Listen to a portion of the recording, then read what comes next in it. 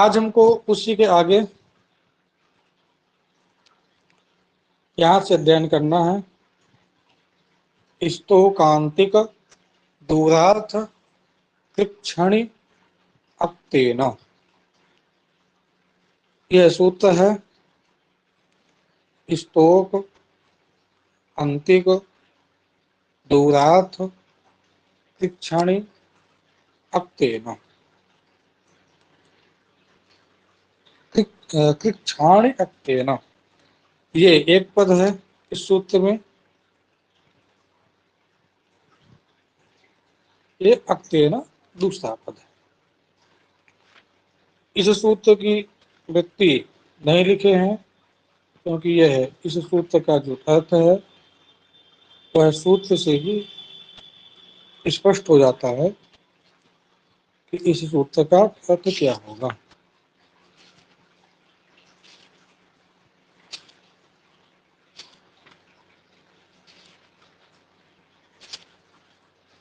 Hello, आवाज आ रही है ना?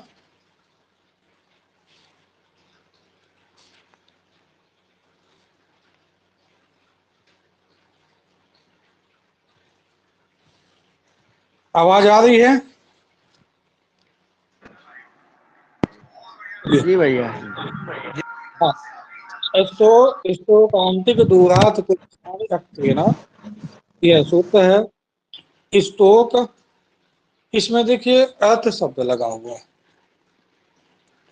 यहाँ पे अर्थ शब्द लगा हुआ है। इस अर्थ शब्द का जो योग है स्तोक के साथ होगा, अंतिक के साथ होगा और दूर के साथ होगा। तो स्तोकार्थक जो शब्द, अंतिकार्थक जो शब्द, दूरार्थक जो शब्द तथा कृच्छ जो शब्द होता है, और ये पंचमी भयन से पंचमी आएगा। पंचम्यंत समर्थ सुबंत शब्दों का इसके साथ समास होगा। अक्तेन सह समस्यते, अर्थात अक्ता प्रत्यांत जोड़ समर्थ सुबंत होगा, उसके साथ समास होगा। वह समास विकल्प से होगा। इस बात सूत्र है पंचम्याः स्तोकादिभ्यः। पंचम्याः स्तोकादिभ्यः अलुक उत्तर पदे। इसके व्यक्ति में लिखा है अलुक उत्तर पदे, अर्थात पंचम्याः अलुक। जो पंचम्याः स्तोकादिभ्यः, इस सूत्र के द्वारा जो पंचमी होता है, स्तोकादि के बाद जो पंचमी होता है, पंचमी विभक्ति आती है, उस पंचमी विभक्ति का लोप नहीं होता है। स्तोकादि से परे जो पंचमी विभक्ति है उसका लोप नहीं होता है उत्तर पद के परे होने पर। अलुक उत्तर पदे सूत्र पंचम्याः स्तोकादिभ्यः। सूत्र का अर्थ होगा स्तोक आदि से परे जो पंचमी विभक्ति है उनका लोप नहीं होता है उत्तर पद के परे रहते। दो सूत्र है, पहला है अस्तोकांतिक अर्थात अस्तोकार्थक, अंतिकार्थक, दूरार्थक तथा कृच्छ। ये पंचम्यंत समर्थ सुबंत शब्दों का, ये शब्द कैसे हो? पंचम्यंत समर्थ सुबंत हो, उनका अक्ता प्रत्यांत समर्थ सुबंत के साथ विकल्प से समास होता है, और वह समास तत्पुरुष समास कहलाता है। उदाहरण देखते हैं, जैसे अस्तोकान मुक्तः। अस्तोक मतलब कि थोड़े, अस्तोक मतलब कि अल्प, कम, थोड़े में छूट गए। इसका जो विग्रह होगा वह विग्रह अस्तोकात, ये लौकिक विग्रह होगा।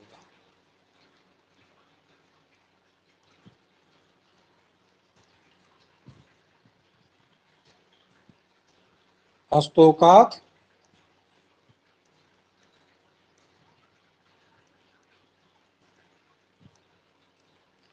मुक्ता।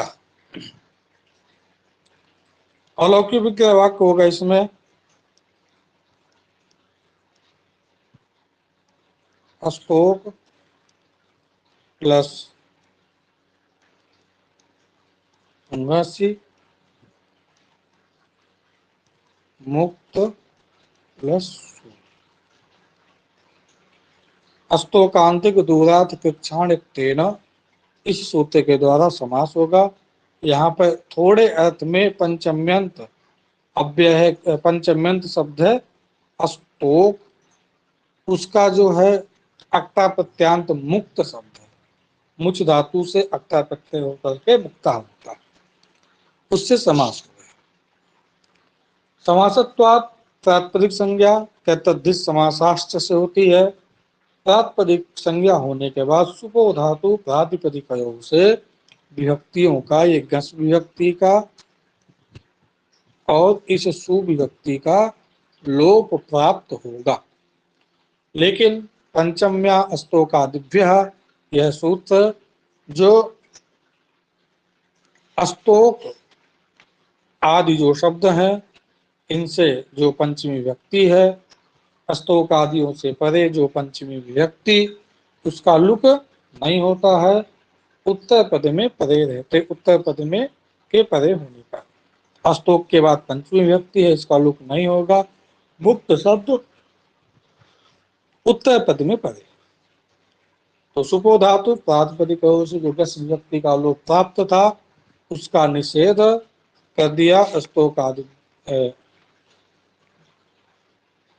पंचम्या अस्तोकादिभ्या, केवल इस सु मात्र का लोप होगा, इस सु का लोप होगा। इस सु का लोप हो जाएगा, अस्तोक शब्द से जो पंचमी व्यक्ति है अस्तोक गस बन जाएगा।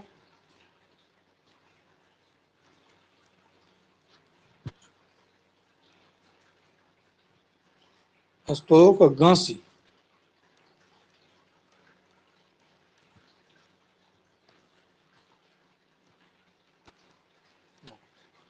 जैसे रामात बनता है टांग सिंगस मीनात्स्याह, इस सूत्र के द्वारा इस गस के स्थान पर आतादेश हो जाता है, अका सवर्ण दीर्घ सवर्ण दीर्घ होकर के अस्तोकात बन जाएगा।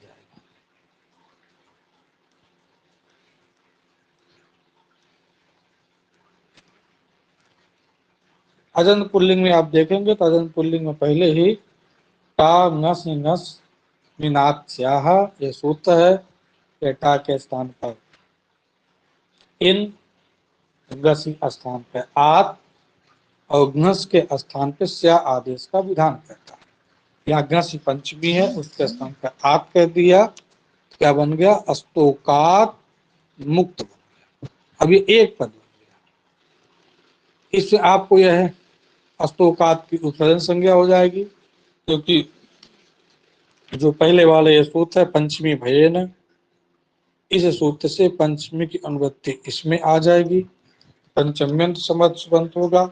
यहाँ पर प्रथमांत पद आपका पंचमी होगा, उसी की उपसर्जन संज्ञा, और उपसर्जन संज्ञा होने के बाद उपसर्जनम पूर्वम, उससे अस्तोक का पहले प्रयोग हो जाएगा, अस्तोक मुक्त बन जाएगा, सु आएगा, सु के स्थान पर अरुक्त विसर्ग हो जाएगा, अस्तोक मुक्तः, यह प्रयोग अस्तोकात मुक्तः, यह प्रयोग सिद्ध हो जाएगा। यहाँ पे देखिए अस्तोकात मुक्तः, यहाँ पे अस्तोकान मुक्तः, आप लोग बताइए यहाँ पे कौन संधि होगी?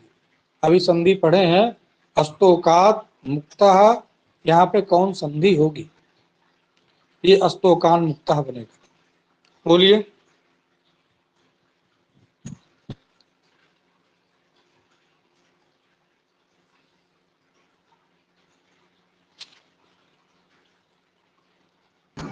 ग्यारह अनुनासिको वा से इसमें ताक को ना हो जाएगा, पंचम्यंत अनुनासिक आदेश हो जाएगा यहाँ पर। बिल्कुल बिल्कुल, ताके स्थान पर येरो अनुनासिको वा से ताके स्थान पर ना आदेश हो जाएगा, अस्तोकान मुक्तः, यह प्रयोग सिद्ध हो जाएगा।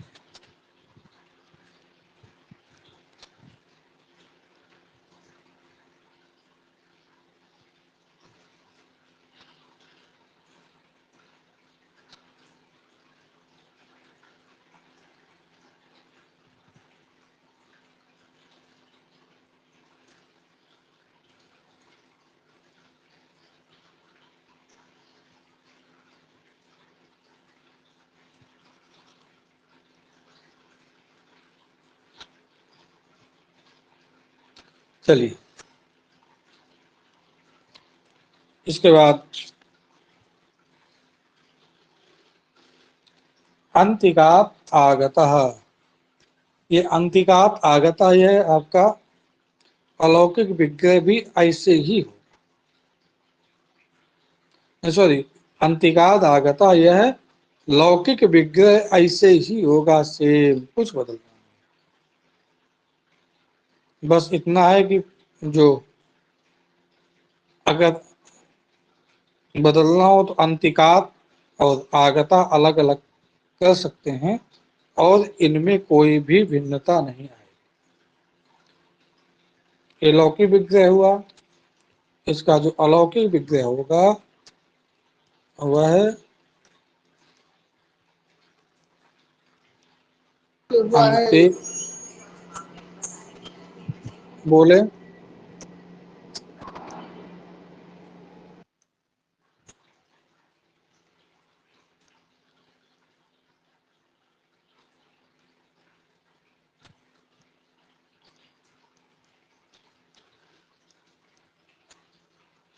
ये विग्रह होगा अंतिक नसी आगत सु अस्तोकांतिक दूरात कृच्छाणि अप्तेन। इस सूत्र के द्वारा यहाँ पर समास होगा।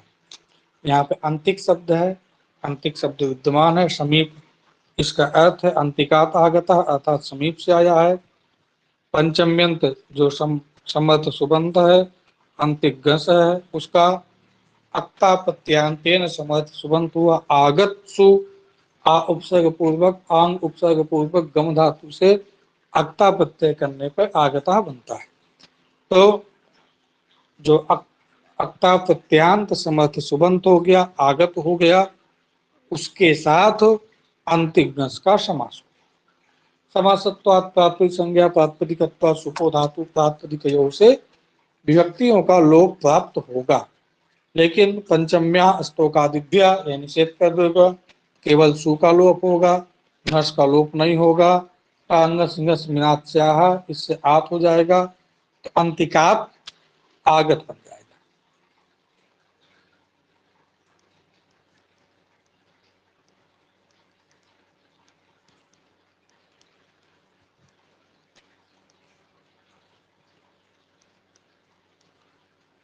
अंतिकात इसकी उपसर्जन संज्ञा होगी। उपसर्जन संज्ञा विधायक सूत्र है प्रथमा निर्दिष्टम समास उपसर्जनम। समास विधायक शास्त्र यहाँ पर स्तोकांतिक दूरात कृच्छाणि अक्तेन है, और यहाँ पर देखिए कृच्छाण ये भी प्रथमांत पद ही है, आप इसको भी प्रथमांत ले सकते हैं और पंचम्यंत की अनुवृत्ति जो पंचमी है इसकी भी अनुवृत्ति आएगी। तो ये जो पद हैं ये सब कैसे हो, पंचम्यंत। तो प्रथमांत पद पंचमी होगा, तदबोध्य लक्ष्य में अंतिगस अंतिकात होगा, उसकी उपसर्जन संज्ञा हो जाएगी। उपसर्जनम पूर्वम इससे पूर्व में प्रयोग हो जाएगा, अंतिकात आगत में बन जाएगा। मिला दीजिए अंतिका, अंतिका तागत, सु आएगा, सु के स्थान पर युक्त विसर्ग हो जाएगा, अंतिका आगत, यह प्रयोग बन जाएगा। कुछ भी इसमें अंतर नहीं है, प्रक्रिया पहले ही जितने प्रयोग बने हैं सबके जैसे ही है, सेम सेम, कुछ विशेष केवल यहाँ पे पंचमी का अलुक होगा, ये ध्यान देना।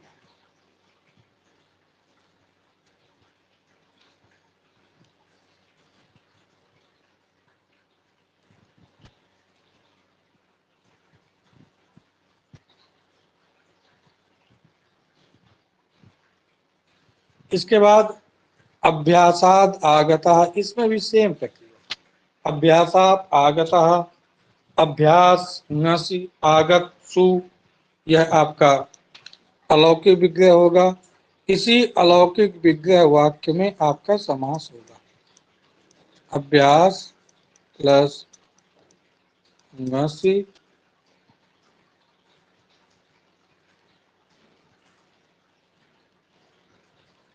इसी अलौकिक विग्रह वाक्य में समास हुआ।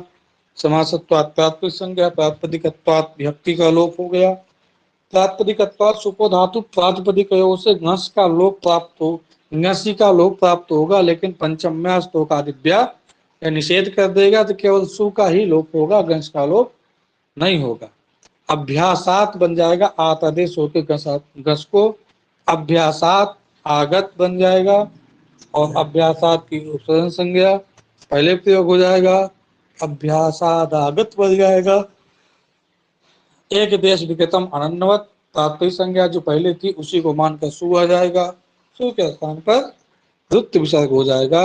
अभ्यासात आगतः, जो अभ्यास शब्द है वह भी क्या है, समीप, इस अर्थ समीपार्थक अव्यय।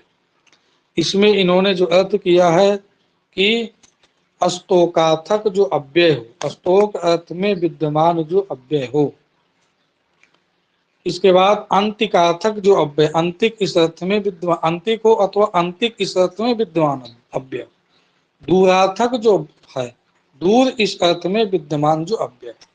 यहाँ पर जो अभ्यास शब्द है ये क्या है, अंतिक अर्थात समीप इस अर्थ में विद्यमान अव्यय है, तो अंतिकार्थक होने के चलते यहाँ पर समास हुआ। अब दूरार्थक का उदाहरण दें, दूरात आगतः, इसमें भी वही करना है हमको। दूरात आगतः यह है लौकिक विग्रह वाक्य है, दूर घस आगत सु यह अलौकिक विग्रह वाक्य होगा। इसी अलौकिक विग्रह वाक्य में समास हो जाएगा, और समासत्वात् प्रातिपदिक संज्ञा, प्रातिपदिक विभक्ति का लोप, जो गंस विभक्ति है उस गंस विभक्ति का लोप प्राप्त होगा, लेकिन पंचम्या अस्तोकादिव्या यह निषेध कर देगा, घस का लोप नहीं होगा। घस के स्थान में टा नस नस मिनाच्याह, इससे क्या हो जाएगा, आत आदेश हो जाएगा, और अका सवर्ण दीर्घ सवर्ण दीर्घ हो जाएगा। तो दूरात आगत और पद के अंत में है तो जस्ट हो जाएगा, तो दूरादागत बन जाएगा। और दूरात की जो है उपसर्जन संज्ञा पूर्व प्रयोग मिला दे, दूरादागत सु आएगा, सु के स्थान पर विसर्ग हो जाएगा, दूरादागतः यह प्रयोग सिद्ध। इसके बाद कृच्छ शब्द के साथ भी समास होता है। कृच्छ मतलब कष्ट से, कृच्छादागतः अर्थात कष्ट से आया हुआ। यहाँ पे कृच्छाद आगता में कृच्छ नस आगत सु अस्तोकांतिक दूरात कृच्छाणि अक्तेन, इससे कृच्छ यह शब्द विद्यमान है। कृच्छार्थक शब्द नहीं लेना, यहाँ पर हमको कृच्छ शब्द लेना है। अर्थ शब्द का योग केवल अस्तोक आंतिक दूर के साथ है, कृच्छ के साथ नहीं। तो कृच्छ जो शब्द उसके साथ समास करेंगे, तो कृच्छ नसी आगत सु यह विग्रह होगा, समास हुआ। समासत्वात् प्रातिपदिक संज्ञा, विभक्ति का लोप सुपोधातु प्राप्त होगा, लेकिन पंचम्या अस्तोकादिव्या यह सूत्र लोप का निषेध कर देगा। जो विभक्ति का लोप है उसका निषेध कर देगा। क्या निषेध कर दिया, आत हो जाएगा, कृच्छाद बन जाएगा, उपसर्जन संज्ञा पूर्व में प्रयोग हो जाएगा, कृच्छादागत बन जाएगा, सु आएगा, सु के स्थान पर युक्त विसर्ग हो जाएगा, कृच्छादागतः यह प्रयोग सिद्ध हो जाएगा। यहाँ तक में किसी को समस्या हो तो पूछ सकते हैं, आगे चले जाओ।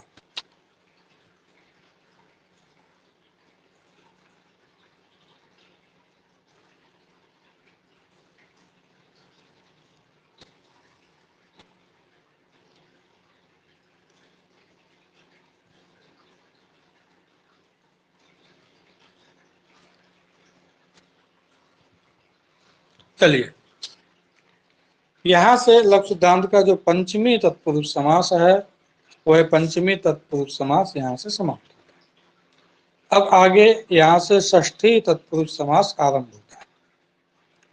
षष्ठी तत्पुरुष समास का जो विधायक सूत्र है वह है षष्ठी।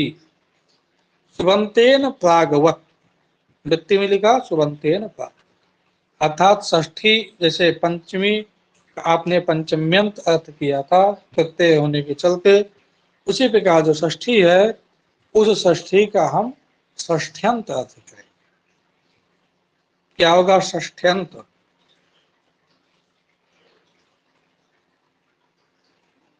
और समर्था पद भी से समर्थ हर जगह आएगा, तो षष्ठ्यंत जो समर्थ,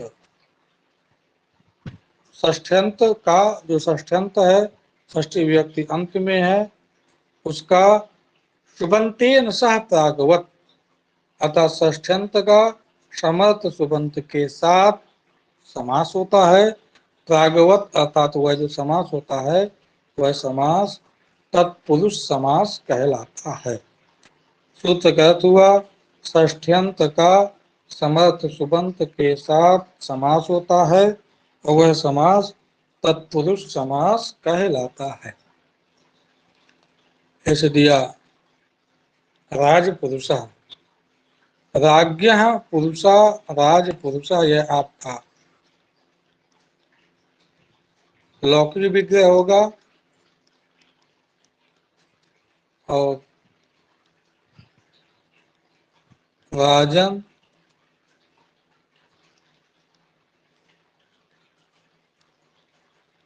गस पुरुष, यह अलौकिक विग्रह। इसी वाक्य में समास होगा। समास विधायक सूत्र है षष्ठी, षष्ठ्यंत समर्थ सुबंत हो गया राजन गस, उसका समर्थ सुबंत पुरुष सु, इसके साथ समास हो। समास होने के बाद समासत्वात् तात्पर्य संज्ञा प्रातिपदिकत्वात् सुपो धातु प्रातिपदिकयो हो, इस सूत्र के द्वारा ये जो गस है और ये सु है, इसका क्या हो जाएगा लोप। क्या स्थिति बन जाएगी? स्थिति बन जाएगी राजन प्लस पुरुष, इसको लगाने की आवश्यकता नहीं, राजन पुरुष। राजन पुरुष बन जाने के बाद जो राजन के बाद ये गश विभक्ति थी, एक गश विभक्ति का प्रत्यय लोपे प्रत्यय लक्षणम एक सूत्र है, अर्थात प्रत्यय का लोप होने के बाद भी तद लक्षण कार्य होते हैं, अर्थात प्रत्यय लोपे प्रत्यय लक्षणम से इस सूत्र की बल पर जो ये गश विभक्ति है इसको ले आते हैं और राजन को हम क्या मान लेते हैं? पद मान लेते हैं। वस्तुतः ये बताया जाता है कि गश विभक्ति को ले आते हैं, लेकिन गश विभक्ति लाने की आवश्यकता नहीं है। सूत्र यही कहता है कि प्रत्यय लोपे प्रत्यय, प्रत्यय के लोप होने पर तद आश्रित काम होते हैं। तो प्रत्यय गश का लोप हो गया है, लेकिन उसके आश्रित उसको मान करके जो काम पद संज्ञा थी वह पद संज्ञा अभी भी हो जाएगी, पद संज्ञा हो जाएगी। पद संज्ञा होने के बाद नलोपा प्रातिपदिकांतस्य, इस सूत्र के द्वारा ये जो नकार है इसका लोप।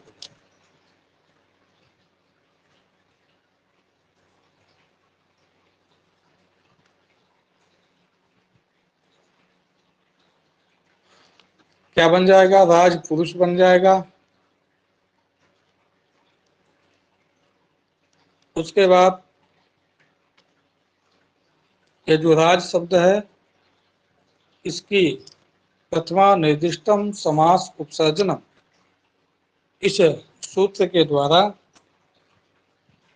जो राज शब्द है इसकी उपसर्जन संज्ञा होगी। सूत्र कहता क्या है कि समास विधायक जो शास्त्र, समास विधायक शास्त्र हुआ आपका षष्ठी, उसमें प्रथमांत पद कौन हुआ? षष्ठी। तदबोध लक्ष्य में पद कौन है? तो राजन गस, यह षष्ठ्यंत पद है। इस राजन की उपसर्जन संज्ञा, राज की उपसर्जन संज्ञा उपसर्जन पूर्वम से पहले प्रयोग हो गया, राज पुरुष बन गया और पहले जो प्रातिपदिक हुई थी उसी प्रातिपदिक संज्ञा को मान करके सुविभक्ति आएगी और सु का अभिक्त विसर्ग हो जाएगा राजपुरुषा।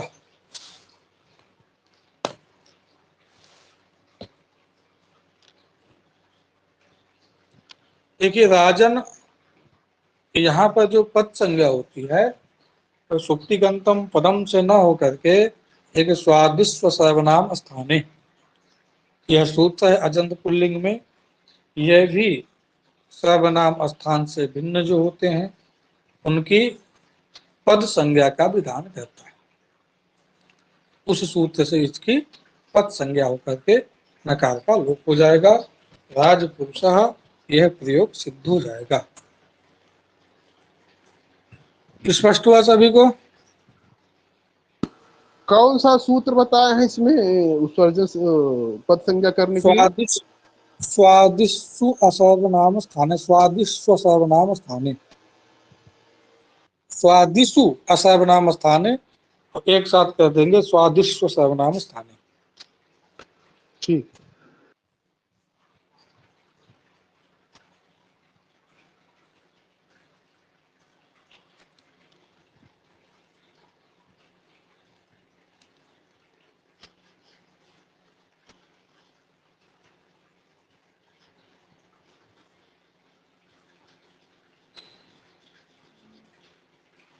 चलिए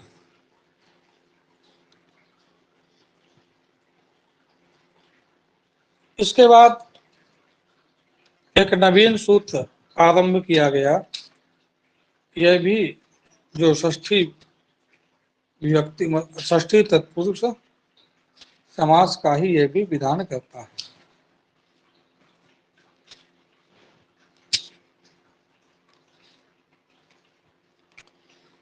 सूत्र पूर्वापर धरोत्तर मेक देशिनैकाधिकरण। ये सूत्र है पूर्वापर धरोत्तर मेक देशिनैकाधिकरण। इसमें पूर्व, पर, अधर, उत्तर इनका समाहार द्वंद्व समास होता है। पूर्वंच, परंच, अधरंच, उत्तरंच इति पूर्वापर धरोत्तरम। एक देशी का एक देशो अस्यास्ति इति एक देशी, तेन एक देशिना तृतीय। एकंच तद अधिकरणम एकाधिकरणम तस्मिन् एकाधिकरणे। ये कर्मधारय समास होता है। इसमें जो एक देशी शब्द है उस एक देशी शब्द की इन्होंने जो व्याख्या की है, क्योंकि एक देशी शब्द से ही हमको ये अवयवीना इस पद का लाभ होता है। इसमें देखिए टीका में लिखा है एक देश शब्दश्च अवयवाची इति भावा। एक देश जो शब्द होता है उसका अर्थ अवयव होता है। तो एक देश का जब अवयव होता है तो एक देशः अस्यास्ति एक देशी, एक देश जहाँ रहता है उसको हम क्या बोलते हैं? एक देशी बोलते हैं। तो क्या हो जाएगा? अवयवी हो जाएगा। एक देश का जब अर्थ अवयव होता है तो एक देशी का अर्थ क्या हो जाएगा? अवयवी। अवय और अवयवी में ये फिर से अवयव है किसी चीज का, अवयवी है। तो अवयव जहाँ रहते हैं उसको हम बोलते हैं अवयवी। एक देश जहाँ रहे उसको बोलते हैं एक देशी। तो एक देशी यानी कि अवयवी।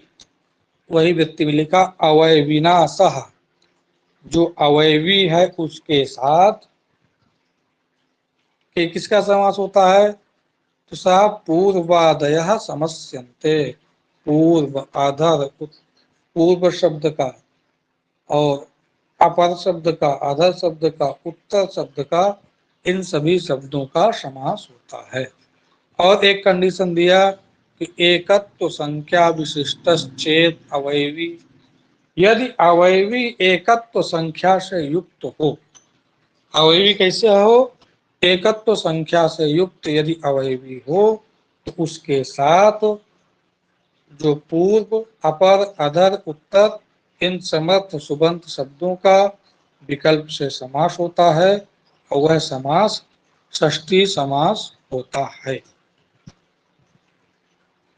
ये षष्ठी समास इसको नहीं कहेंगे, इसको हम एक देशी समास कहते हैं।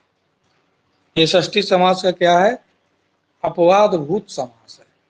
षष्ठी सूत्र के द्वारा यहाँ पर समास की प्राप्ति होगी। लेकिन षष्ठी से समास नहीं होगा, अपितु इस सूत्र से समास होगा। उसका कारण भी बताएंगे।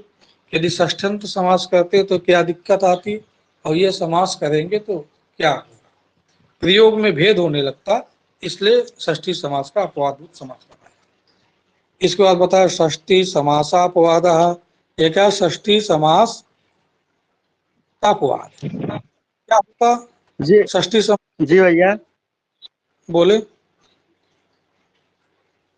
हम ये कह रहे थे षष्ठी षष्ठी सूत्र के बाद का है 2-2-8 और ये 2-2-1 पहले का है। हाँ, तो बात ये है ना कि ये 2-2-8 का है और ये 2-2-1 का है। तो एक हाँ नियम कि अपवाद विषयम परित्यज्य उत्सर्ग प्रवर्तते, जो अपवाद विषय होता है उस विषय को छोड़ करके जो उत्सर्ग शास्त्र होता है उसकी प्रवृत्ति होती है। यानी कि अपवाद विषय पहले बता देंगे ये इतना अपवाद है, उसके बाद ही क्या होगा इसकी प्रवृत्ति। मान लीजिए षष्ठी समास को हम पहले कर देते और इस सूत्र को बाद में करते, तो षष्ठी सूत्र से यदि समास हो ही जाता तो यह सूत्र क्या कर लेता। एक है ना नियम भुक्तवंतम प्रतिमा, यदि खा ही लिया है तो अब उससे कहें ना खाओ ना खाओ तो उसमें कोई भी अब वो कुछ होने वाला नहीं। उसी प्रकार जितने भी आपको उत्सर्ग शास्त्र मिलते हैं, उत्सर्ग अर्थात विधि शास्त्र, इसका व्यापक देश होता है, तो वह है कहाँ लगते हैं, तो नियम होता है कि जो उसका अपवाद होता है उस अपवाद को छोड़कर ही वो शास्त्र प्रवृत्त होते हैं। यहाँ पे बता दिया कि षष्ठी का अपवाद भूत है, लेकिन षष्ठी जब भी प्रवृत्त होगा तो इन सभी जगहों को छोड़ देता है। ठीक है जी भैया, जी भैया और जी। व्याकरण में देखिए बात ऐसी थी कि जो लेखक थे उनको सब चीजें पहले से ही मालूम थी कि अभी ये लिखेंगे उसके बाद हमको षष्ठी लिखना है, तो इसलिए उन्होंने पहले अपवाद पहले लिख दिया और उच्चारण को बाद में लिख दिया। अब देखिए यदि अपवाद बता रहे हैं कि यदि षष्ठी समास होता तो दिक्कत क्या होती।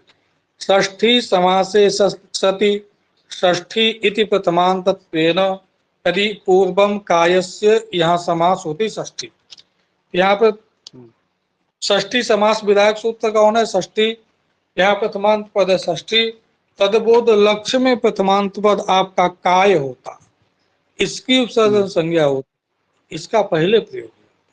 तो काय पूर्व ऐसा बनता है यदि षष्ठी समास करते। वह लिखा देखिए षष्ठी इति प्रथमांतत्वेन निर्देशात षष्ठ्यंत काय शब्दस्य पूर्व निपाते काय पूर्व इति स्यात्। यदि षष्ठी समास करते तो काय पूर्व यह प्रयोग बनता। हमको इष्ट क्या था, पूर्व काय इष्ट था। अगर हम ये एक देशी समास करेंगे तो पूर्व काय बनेगा, षष्ठी समास करेंगे तो काय पूर्व बनेगा, ये दोनों में भेद है। चलिए अब हम ये जो पूर्व काया इस प्रयोग को हम सिद्ध करते हैं। पूर्वम कायस्य, काय मतलब शरीर, शरीर का जो पूर्व वाला भाग, शरीर का जो आधा भाग, ये आपका विग्रह हुआ, लौकिक विग्रह हुआ।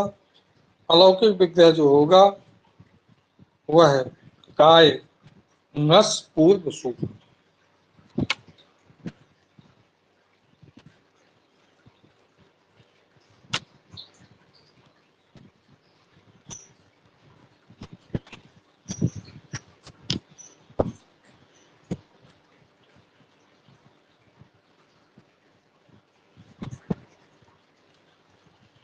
ये होगा, यहाँ पर षष्ठी समास प्राप्त होगा। अब लक्ष्य सिद्धांत के अनुसार इन्होंने बाद में लिखा है, तब इसी अनुसार हम देखते हैं। इसका अपवाद भूत सूत्र पूर्वापर धरोत्तर में देशी का अधिकरण यह सूत्र लगेगा। ये सूत्र कहता है कि अवयवी यदि एकत्व संख्या वाला हो, ये काय क्या है, शरीर क्या है, एक अवयवी का वाचक, इसमें सभी अवयव रहते हैं, हाथ पैर इत्यादि जो अवयव हैं ये काय में रहते हैं। अवयवी, अवयवीना सह, अवयवी के साथ, पूर्वादेहा समस्यन्ते, पूर्व इसका क्या होगा, समास होगा। अवयवी कैसा हो, तो एकत्व संख्या विशिष्ट चेत अवयवी, अवयवी एकत्व एक संख्या वाला हो, काय जो शरीर है एक संख्या वाला है और अवयवी है, उसका पूर्व शब्द के साथ क्या हो जाएगा, समास हो जाएगा। समासत्वात् तात्पर्य संज्ञा, प्रातिपदिकत्वात् विभक्ति का लोप हो गया, क्या बन गया, पूर्व काय। इसको हम कायस्य पूर्व ऐसे विग्रह कर सकते हैं। पूर्व काय बन जाने के बाद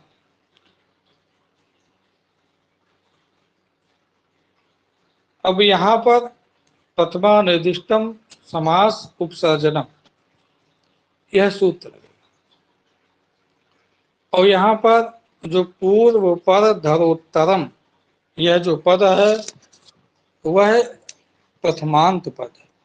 पूर्वंच, परंच, अपरंच, उत्तरंच, इनका समाहार द्वंद्व होकर के एक वचन बनता है, पूर्व अपर धरोत्तरम, यह प्रथमांत पद है। तो प्रथम सूत्र समास विधायक सूत्र ये है, इसमें प्रथमांत पद ये हो गए और तदबोध लक्ष्य में पूर्व पद हो गया, इसकी उपसर्जन संज्ञा हो जाएगी। उपसर्जनम पूर्वम से पहले प्रयोग हो जाएगा, पूर्व काय बन जाएगा, सु आएगा, सु का विसर्ग, पूर्व काया, यह प्रयोग सिद्ध हुआ।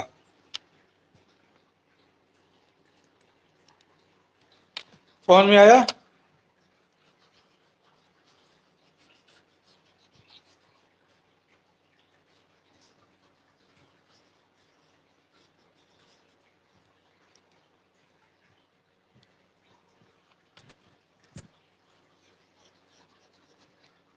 इसके बाद अपर काया बिल्कुल सेम वैसे, कुछ नहीं करना है। अपरम कायस्य,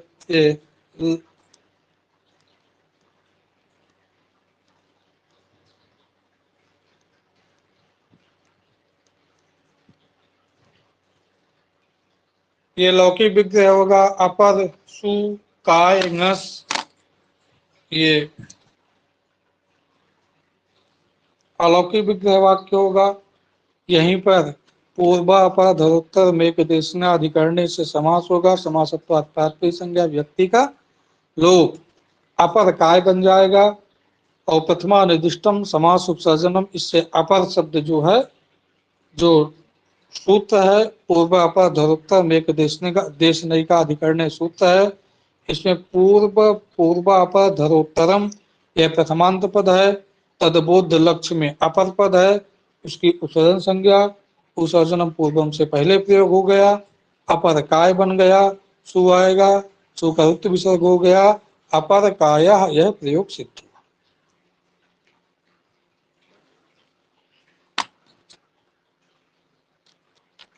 अब इसमें कहते हैं एकाधिकरण, एक ही अधिकरण होना चाहिए।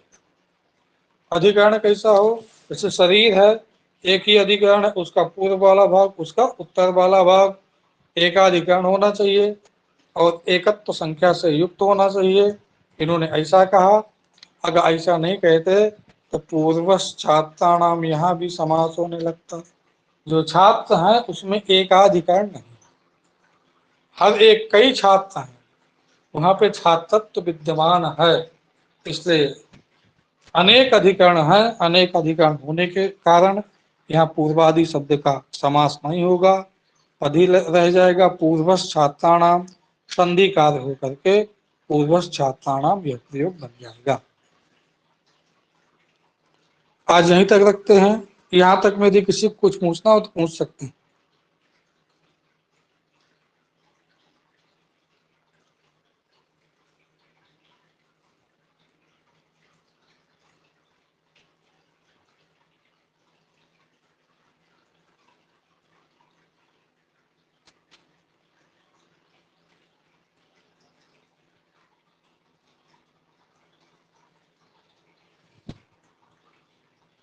तो ये पाठ यही समाप्त करते हैं। जी भैया।